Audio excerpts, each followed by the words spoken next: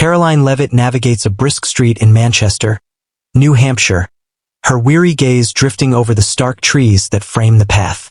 The wind whispers through the gap in the window, bringing with it the biting chill of winter. She has just exited a whirlwind event, her thoughts still swirling from the barrage of press inquiries and the weight of her responsibilities as the White House press secretary. Suddenly, a hunched silhouette on the pavement causes her to hit the brakes hard. Under a worn blanket, a quivering woman, her aged face hidden beneath tangled, unkempt hair. A sense of familiarity grips Karoline's heart.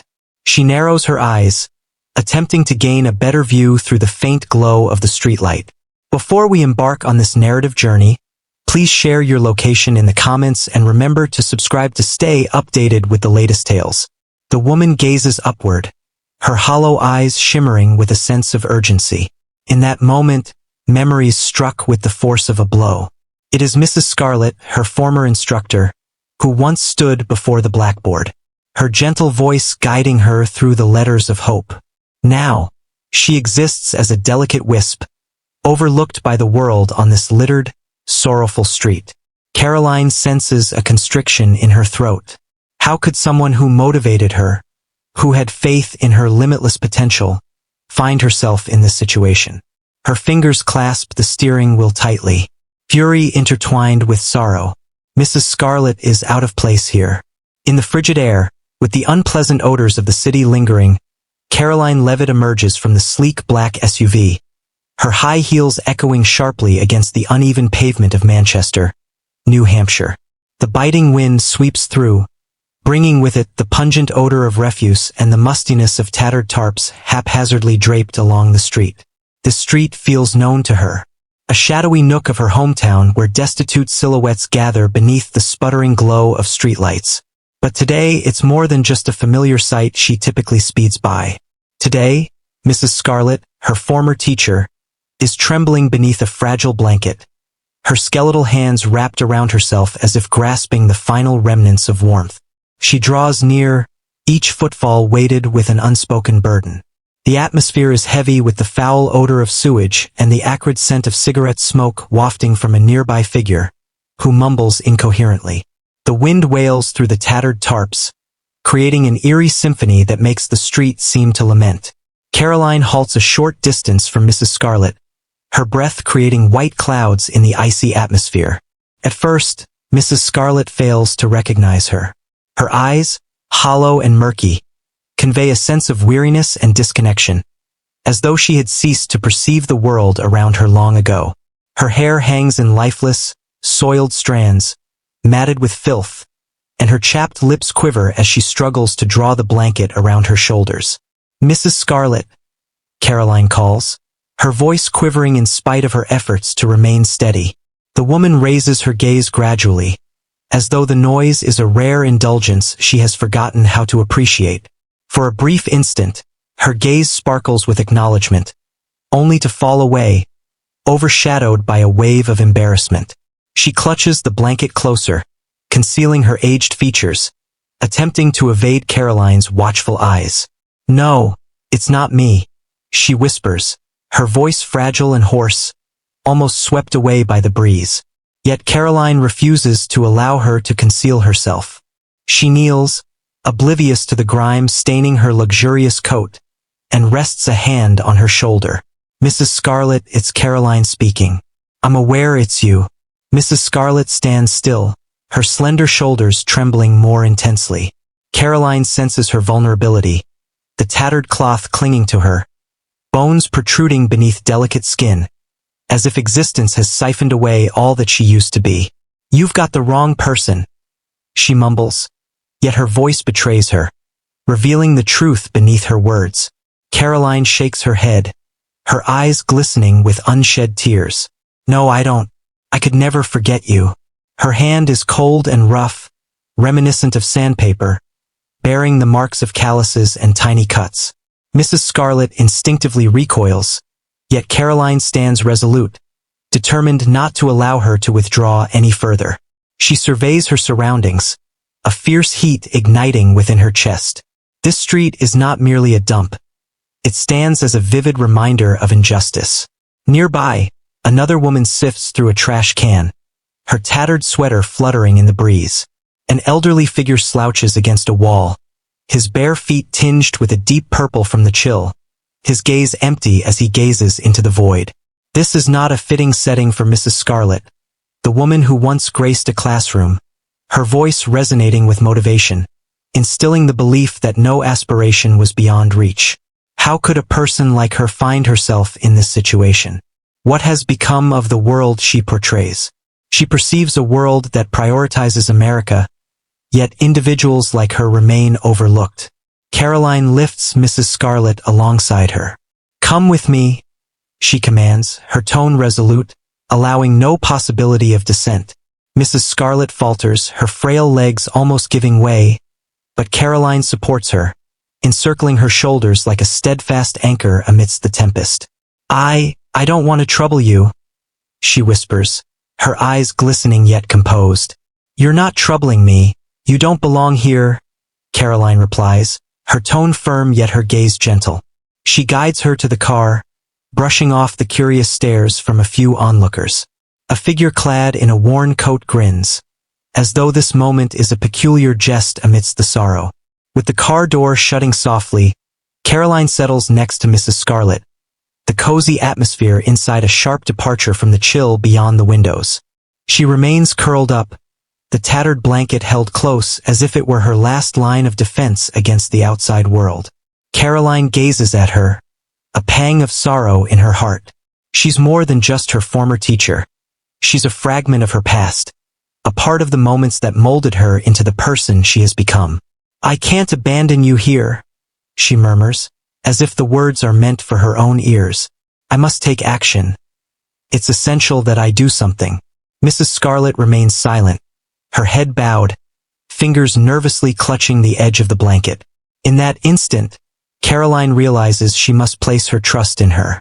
The SUV glides silently through the deserted streets of Manchester, New Hampshire, as the soft glow of streetlights dances across Karoline Leavitt's features.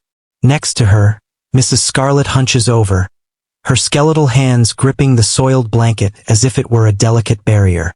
The vehicle's heat stands in stark opposition to the chill of recollection and the harshness of reality infiltrating Karoline's thoughts.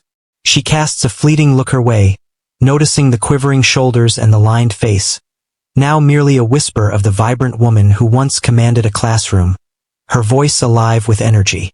With every labored breath Mrs. Scarlet draws, Karoline feels her heart constrict. What led her to this point? Yet, before she can respond to the moment, recollections surge forth like a tide, drawing her back to the times that molded her into the person she has become.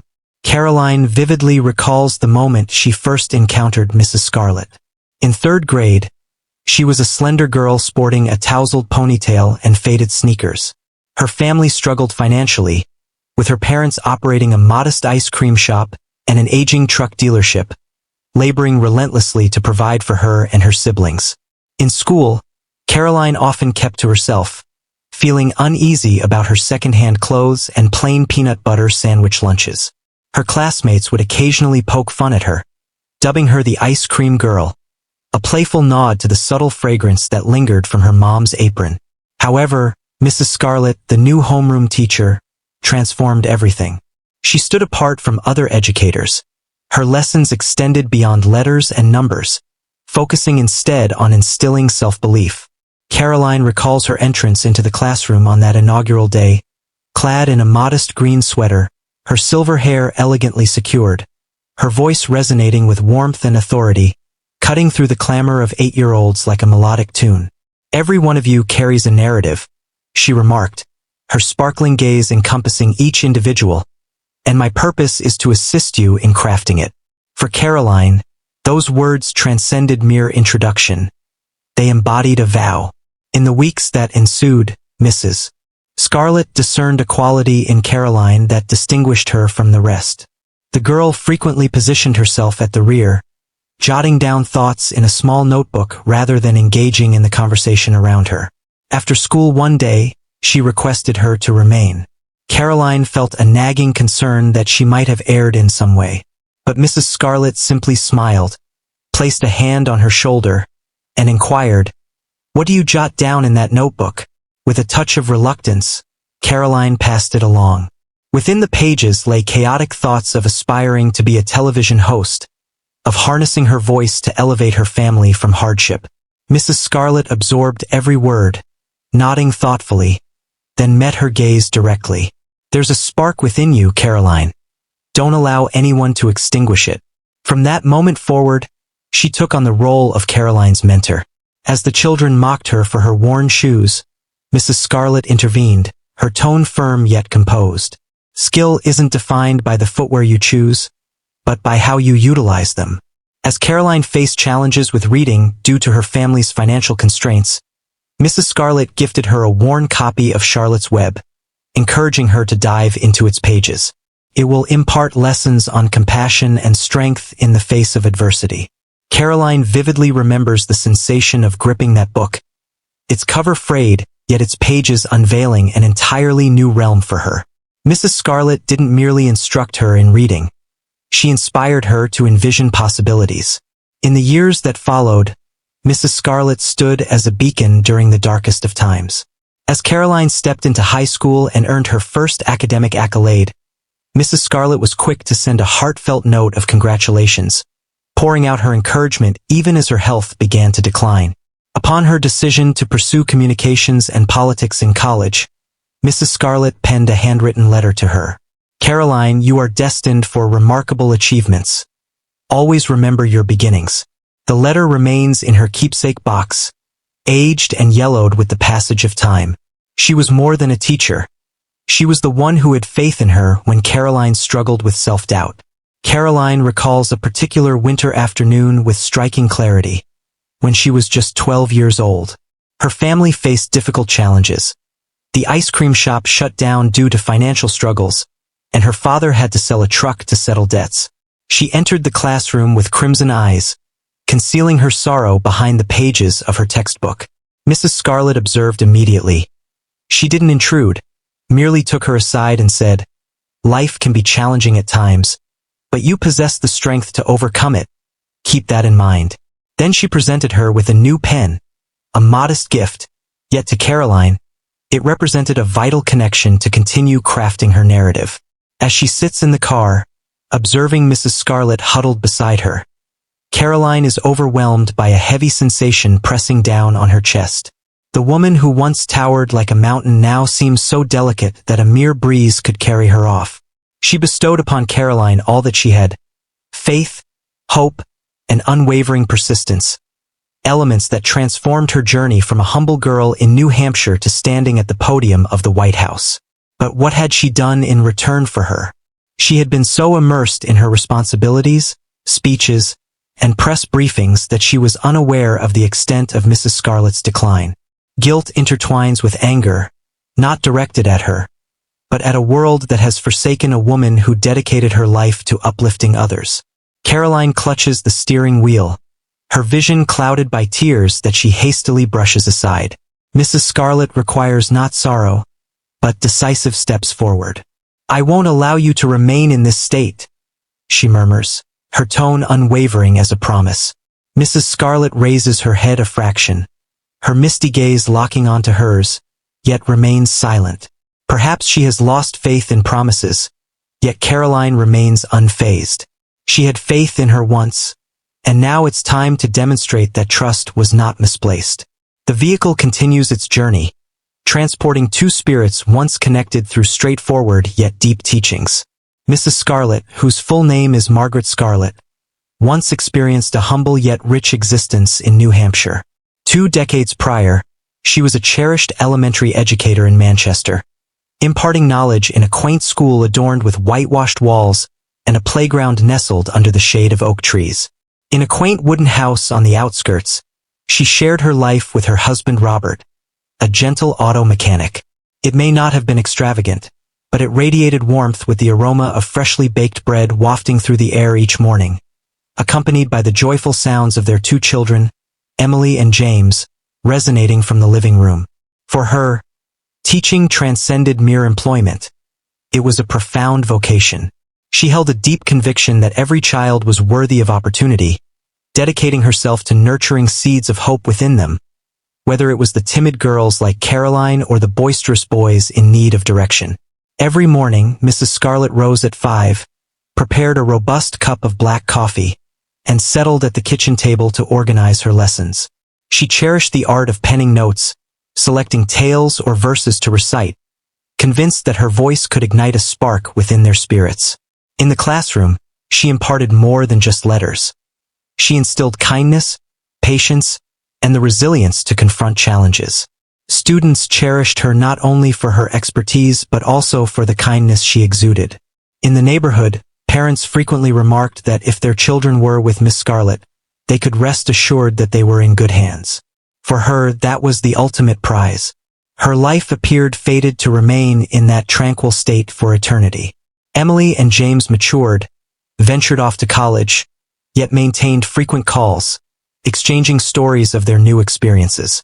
Robert remained close to her, nurturing their small backyard garden where they cultivated carnations and tomatoes every summer. Yet, as if a quiet tempest had swept through, the entire scene transformed. At 50, she awoke one morning, gripped by a sudden, intense pain in her chest. She believed it was merely exhaustion from the long hours spent teaching.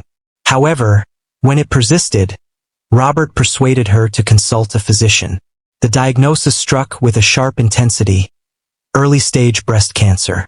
She recalls the moment in the exam room, holding Robert's hand tightly, lost for words. Treatment commenced: chemotherapy, radiation, extended hospital days saturated with antiseptic scents and the constant hum of machinery. Robert remained by her side, leaving his job to take her to her appointments. Yet the chemotherapy stripped away her hair, sapped her strength, and transformed her once vibrant voice into a hoarse, fractured whisper. She was no longer able to teach. As she bid farewell to her students, tears flowed freely down her cheeks, their warm embraces accompanied by the heartfelt gifts of handmade cards. One boy expressed, "We'll miss you," and she smiled, concealing her grief. She believed she would come back after conquering it. Yet fate denied her that opportunity. 2 years later, the second tragedy unfolded. One evening, as Robert worked on fixing a car in the garage, he suddenly collapsed. She dashed outside, discovering him motionless, a wrench clutched in his hand. A sudden stroke. He vanished in an instant, without a word of farewell. Mrs. Scarlett knelt beside him, her screams echoing in silence, a desperate cry for help that went unnoticed. That night, the vibrant energy of their home faded into an oppressive stillness. She lost her companion, her foundation, and a piece of her essence. Robert's funeral was intimate, attended only by her, the children, and a handful of neighbors. Emily and James embraced her tightly, tears streaming down their faces, vowing to look after her. Yet those assurances, as she quickly discovered, faded like whispers in the breeze. Following Robert's passing, Mrs. Scarlett endeavored to move forward. She relied on her savings to manage the medical expenses, yet the cancer returned stealthily. This time, she found herself unable to resist. Emily and James, each having established their own families, drifted apart.